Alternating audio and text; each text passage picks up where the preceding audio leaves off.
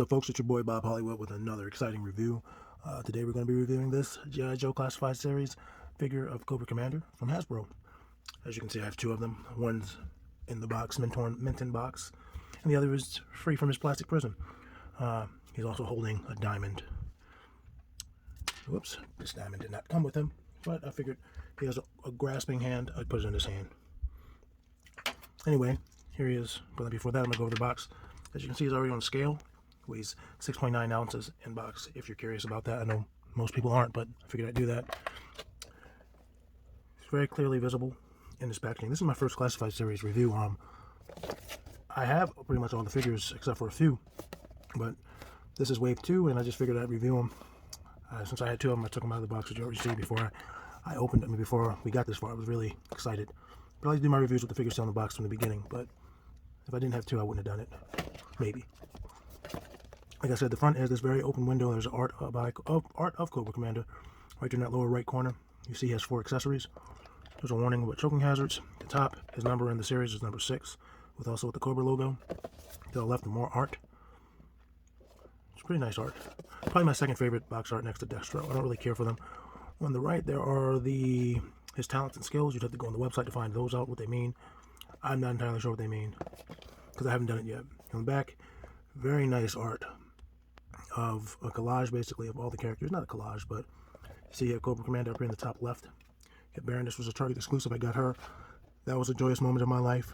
I didn't review her. I might review her, but she's out of the box, obviously. I have all of these. I have Destro. He's my favorite. He's my favorite Cobra. He's my favorite G.I. Joe character, period. If I have him, I have 2 Pimp Daddy Destros, which I will review the Pimp Daddy. I have Gung Ho.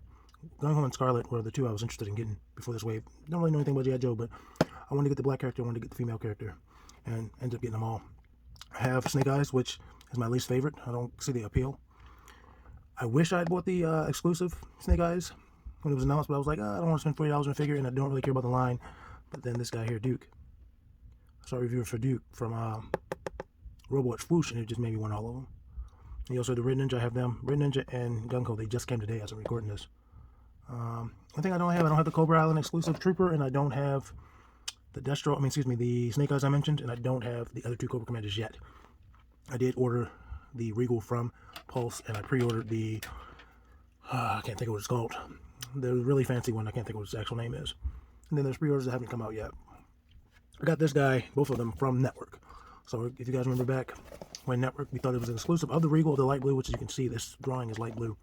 We thought that's what we were going to get from Network. I had enough credits, I bought 2 of them, basically spent the price of 1. It would have been cheaper if they combined shipping, even though they shipped them together, but they didn't. So altogether I spent maybe $23 for both of them, as opposed to $46. That's good. So I'm going to get rid of this guy. Oh, in the back there's more legalese and a barcode. There's a barcode if you need it. I'll get rid of him and go over the figure. Scale still on. I'm going to put him on the scale real quick with his accessories. 3.15 ounces. Get it out of here. Okay, so here's this guy. Dark blue, helmeted. Let me lower my camera for you. Dark blue and helmeted. On the camera, because of the flash, it does look lighter, but he's dark.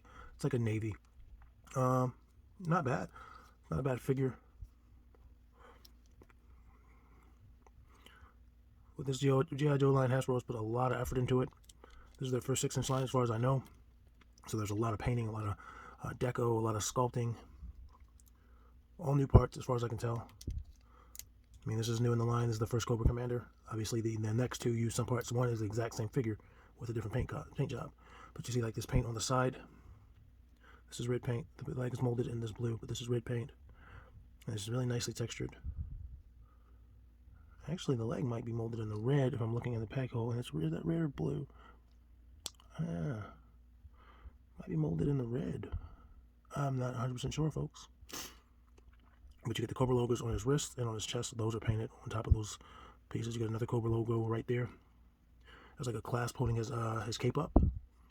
What I noticed with this one, and this is probably my second figure that I've had some bad luck with, but this clasp right here came out for me. And I checked it to see if it was movable, see if this was movable, and it immediately came out. Not a big deal. It can be glued. It can stay just like that. It's not going to fall out. It's just something I noticed. I noticed that this helmet is problematic for a lot of people. Some people, it wasn't painted correctly with the silver. It was just dark blue. Mine's painted correctly. And then some people, the flaps are uneven. Mine are uneven, but it's not as noticeable as some as I noticed, some as I saw.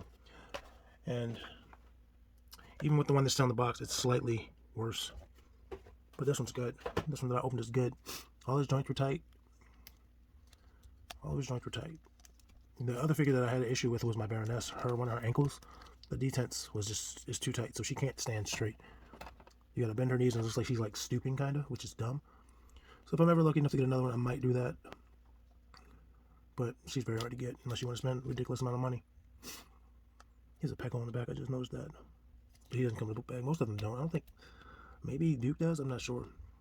Duke and Snake Eyes do, I believe. He's got Piccolos in the feet. Standard hexagonal pegs. Nice little sheath. Like, I feel like this is not flimsy, but I'm worried that this will break.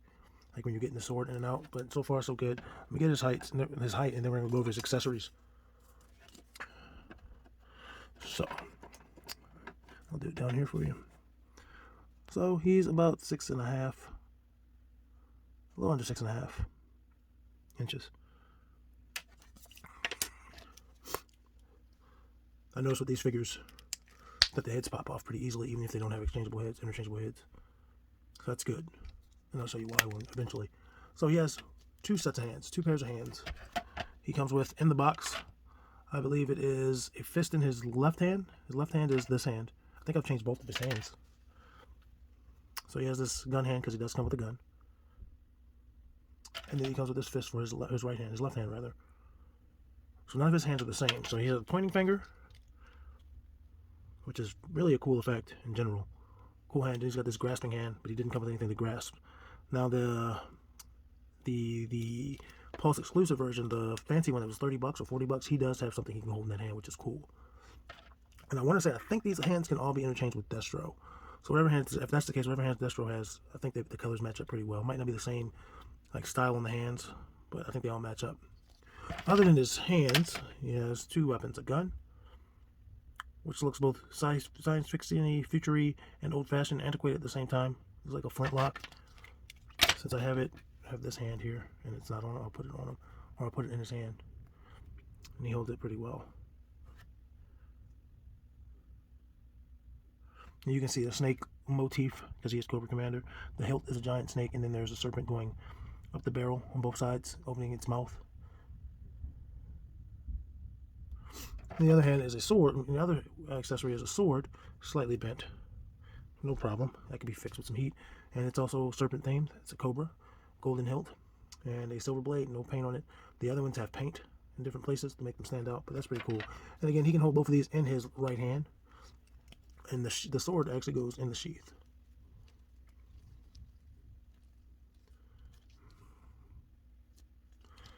And I think you can turn around either way if you want it to fit more snugly. Technically, I believe he can hold this in his grasping hand if he wants to just hold it like that, like maybe in like a stabbing motion, or if he just wants to have it, I don't know, menacingly pointing it forward. But it would look better in his gripping hand. He comes with this cloak, this cape that doesn't come off easily if you want to get it off. I imagine you pop the head off. Maybe you can get it off. It's really tight on the midsection, so maybe you'd have to take the torso apart. I'm not interested in doing that. Let's go over his articulation. His head is on a ball joint. As you can see, not a lot of down. Decent amount of up. Really good up. No tilt, but rotates 360 degrees. Shoulders, 90 degrees. Better, really. Rotate at those shoulders. Rotate at the bicep. Double jointed elbows. Double jointed elbows. Rotates at the wrist. Wrist also on a hinge. It's the same articulation on both sides. It's also butterfly joints. Mine are not the, well, they don't do much, but they're not stuck. They just don't do much. At the waist, he has ab crunch. Gets that much back, which isn't much. Doesn't get much forward.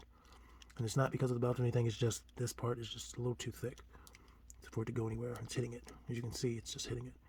And all this is soft. The whole, excuse me.